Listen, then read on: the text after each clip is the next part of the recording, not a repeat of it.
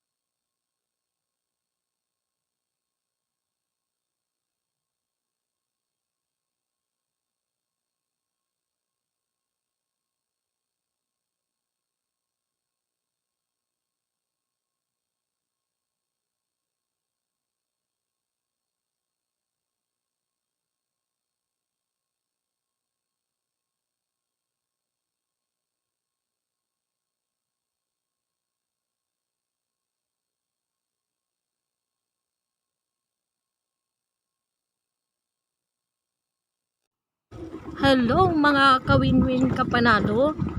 And po, medyo matarik yung daan, delikado kasi hindi pa po siya natatapos totally yung daan dito. May parte ng semento, may parte din po ng bato-bato po. Kaya lang syempre po, pag pumunta po tayo dito, ingat lang po tayo, masyadong mabilis. Yan po.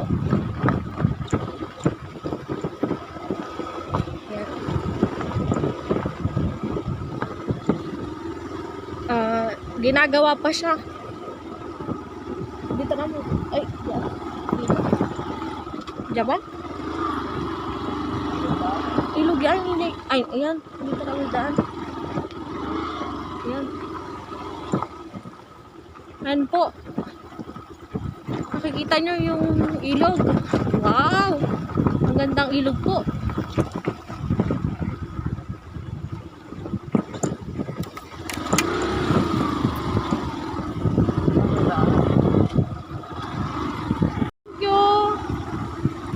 Yan po, ginagawa pa ng ating ano. Yan, wow.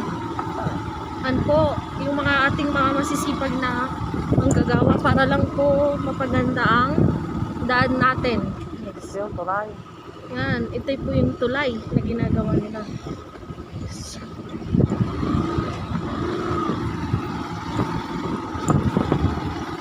Ayan po. So guys, nandito na po tayo ngayon sa baba at meron po siyang ilog. Ganda po, masarap maligo po dito. Linaw. Yan! Ito po. Medyo may kahirapan pa po yung daan. Kasi dadaan ka pa talaga sa tubig. Yan. Okay siya. Ayan po.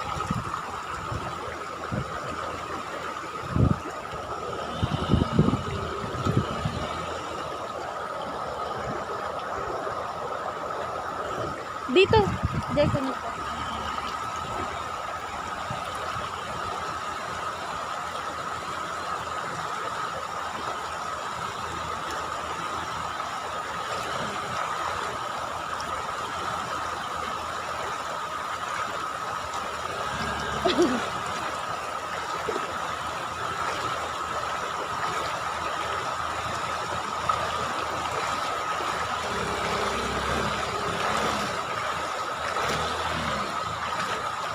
Oh! Yan!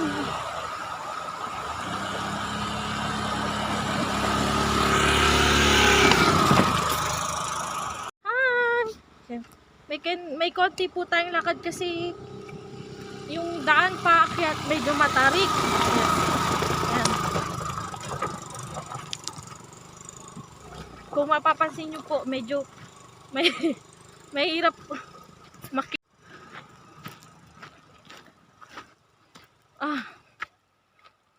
ayan. Huh.